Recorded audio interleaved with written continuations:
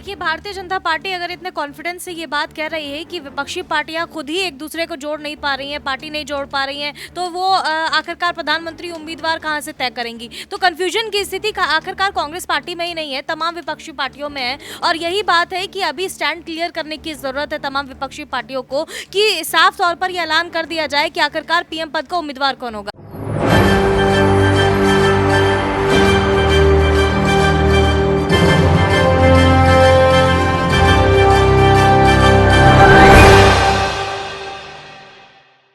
किसके सर सजेगा जीत का सेहरा, और क्या वाकई इस साल के 3 राज्यों के चुनाव ही तय कर देंगे कि आखिरकार 2024 का किंग कौन होगा। नमस्कार, मैं हूं राहुल शर्मा, आप देख रहे हैं SPN न्यूज और स्वागत है आप सभी का हमारे इस प्रोग्राम में। और प्रोग्राम की शुरुआत कर रहे हैं चुनाव से। चुनाव की अगर बात करें और ऐसे में ईवीएम का जिक्र ना हो, धर्म और जाति का जिक्र ना हो, ऐसा कैसे हो सकता है? क्योंकि चुनाव से पहले विपक्षी पार्टियों के मुद्दे तैयार रहते हैं, लेकिन इस बार सत्ता पक्ष कई वजहों से फंसा हुआ है। वो मुद्दे ऐसे हैं जिस पर सत्ता पक्ष मुद्दों को सुलझाने की कोशिश तो कर रहा है, लेकिन देखा जा रहा है कि वोट बैंक भी धीरे धीरे उनके हाथ से फिसल रहा है। हालांकि इस साल जो 3 बड़े राज्यों के चुनाव का जिक्र कर रहे हैं, चाहे वो मध्य प्रदेश हो या राजस्थान या छत्तीसगढ़, यहां से होते होते निकलेगा 2024 का रास्ता। हालांकि उत्तर प्रदेश में तो बीजेपी ने आसानी से सरकार बना ली और यह कहा ही जाता है कि उत्तर प्रदेश से होकर दिल्ली का रास्ता निकलता है, लेकिन वो बात अलग है कि आपने यूपी में सरकार बना ली, लेकिन आपको कर्नाटक में जब झटका लगा उसके बाद बीजेपी ये संभल रही है, या बीजेपी इस बात को समझ रही है कि क्या 2024 का रास्ता उनके लिए उतना आसान नहीं है जितना वो समझ रहे थे। हालांकि अगर 3 बड़े राज्यों का जिक्र कर रहे हैं तो 3 में से 2 राज्यों में ना बीजेपी के लिए स्थितियां ठीक है, ना कांग्रेस पार्टी के लिए। कांग्रेस के लिए राजस्थान में जहां हम देख रहे हैं कि गहलोत वर्सेस पायलट हो रहा है, तो वहीं मध्य प्रदेश में भारतीय जनता पार्टी के अंदर अगर बात करें तो सिंधिया वर्सेस शिवराज हो रहा है। तो क्या ये 2 बड़े राज्य, ये दोनों ही पार्टियां गवा बैठेंगी, या चुनावों से पहले इन राज्यों को लेकर ये तमाम पार्टियां बड़े से बड़ा कदम उठाएंगी? एक बहुत बड़ा सवाल है। और इसी मुद्दे पर हमारे साथ बातचीत करने के लिए हमारे तमाम सहयोगी हमारे साथ मौजूद रहेंगे। अबरार हमारे साथ हैं।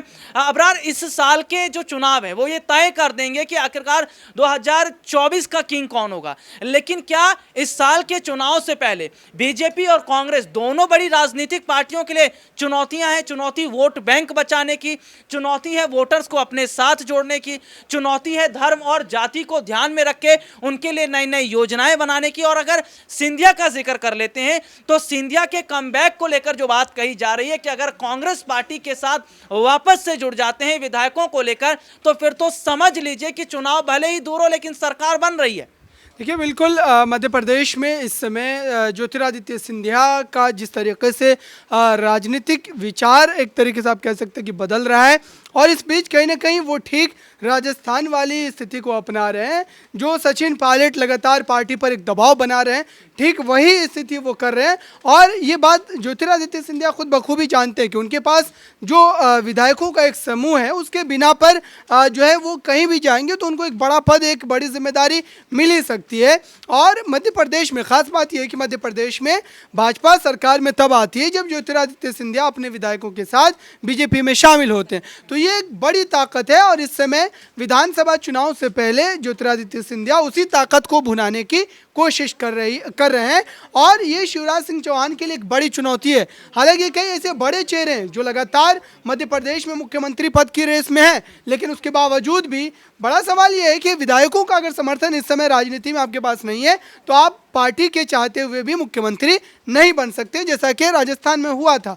अशोक गहलोत जो है वो नहीं चाह रहे थे, लेकिन पार्टी चाह रही थी सचिन पायलट मुख्यमंत्री बने, लेकिन अशोक गहलोत ने जो खेल किया वो सभी की नज़रों के सामने। तो इस समय मध्य प्रदेश में स्थिति यही है। अब जो है देखना ये कि विधानसभा चुनाव से पहले सिंधिया जिस तरीके से लगातार अपनी मांगों को, अपनी तमाम बातों को रख रहे हैं, उस पर पार्टी हाईकमान भले ही चुप्पी साधे हुआ है, लेकिन इतना तय है कि विधानसभा चुनाव से पहले कुछ ना कुछ इसका हल ज़रूर निकालना होगा। क्योंकि आखिर समय पर हो सकता है कि ज्योतिरादित्य सिंधिया को अगर कांग्रेस पार्टी की तरफ से कोई बेहतर ऑफर मिलता है, क्योंकि प्रियंका गांधी लगातार इस पूरे काम में लगी हुई है कि किसी भी तरीके से, खुद राहुल गांधी ने भारत जोड़ो यात्रा के दरमियान कई सारी बातें कही थी कि सिंधिया को वापसी कर लेना चाहिए, इस तरीके की नाराजगी होती है और राजनीति में वापसी और आना जाने का खेल लगातार जो है लगा रहता है। तो ये बीजेपी के लिए जो है बड़े डर और भय का खेल है, क्योंकि सिंधिया से जुड़े हुए उन तमाम विधायकों को अगर जोड़ करके देखें तो ये एक बड़ा नुकसान होगा। मात्र सिंधिया की बात नहीं है, भारतीय जनता पार्टी की सरकार मध्य प्रदेश में चल रही है, उसके पीछे सिंधिया के साथ आए हुए वो 20 से 22 विधायकों का एक बड़ा समूह है, जिस वजह से बीजेपी को कहीं ना कहीं एक जो है बड़ी चुनौती के रूप में इसको लेना पड़ेगा। जी बहुत बहुत शुक्रिया अबरार आपका। और देखिए अबरार ने जो बातें कही उसमें बहुत सारे सवाल निकलते हैं। सवाल ये निकलता है कि सीएम रेस में आखिरकार कौन कौन है। चलिए राजस्थान से शुरुआत कर लेते हैं। राजस्थान में गहलोत तो मुख्यमंत्री हैं, हम जानते हैं, लेकिन कांग्रेस की तरफ से सीएम चेहरे के लिए सचिन पायलट का नाम आगे है और आज से नहीं है, ये तब से है जब से राजस्थान में कांग्रेस की सरकार बनी थी। हालांकि राजस्थान में बीजेपी ने अभी तय नहीं किया है कि सीएम चेहरा कौन होगा और ऐसे में देखा जा रहा है कि अगर पायलट को बीजेपी का ऑफर मिलता है तो क्या वहां सीएम बनेंगे। मध्य प्रदेश चले आते हैं।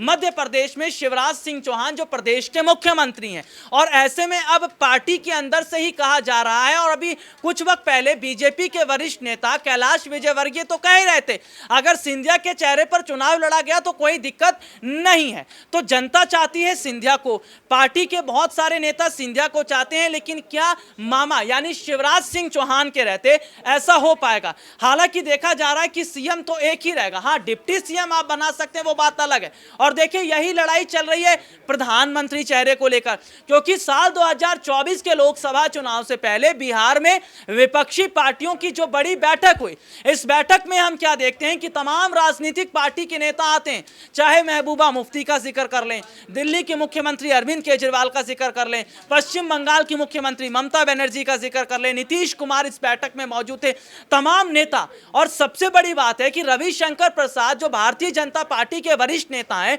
उनका तो यह कहना है कि भैया बिहार में आपने बारात तो सजा ली है, लेकिन दूल्हा कौन है आपने ये अभी तक तय नहीं किया है। राहुल गांधी भी यहां मौजूद थे। तो यही देखा जा रहा है कि आप ना सीएम तय कर पा रहे हैं ना पीएम तय कर पा रहे हैं, और प्रधानमंत्री तो एक ही होगा। ये तो नहीं है कि जैसे सीएम डिप्टी सीएम होते हैं वैसे प्रधानमंत्री को भी एक प्रधानमंत्री और एक उनसे निचले स्तर पर संभाला जाए। तो सीधे तौर पर देखा जा रहा है क्या विपक्ष कंफ्यूज है। और ज्योतिरादित्य सिंधिया की अगर बात करें तो ज्योतिरादित्य सिंधिया जिनकी घर वापसी को लेकर, या अगर मैं बात करूं तो मध्य प्रदेश में जिस तरीके से जनता यह कह रही है कि हाँ सिंधिया को बड़ी जगह मिलनी चाहिए, तो क्या मिल पाएगी। इसी मुद्दे पर हमारे साथ बातचीत करने के लिए हमारे और भी सहयोगी मानसी हमारे साथ हैं। मानसी, विपक्ष पार्टी जो है या विपक्षी नेताओं का जिक्र कर लें, वो यही नहीं तय कर पाए कि आखिरकार प्रधानमंत्री कौन होगा, क्योंकि राहुल गांधी भी खुद को मानते हैं, ममता बनर्जी भी मान रही हैं, अखिलेश यादव भी मान रहे हैं, नीतीश भी मान रहे हैं, शरद पवार भी मान रहे हैं। तो कहीं ऐसा तो नहीं कि मुख्यमंत्री प्रधानमंत्री बनने की इसी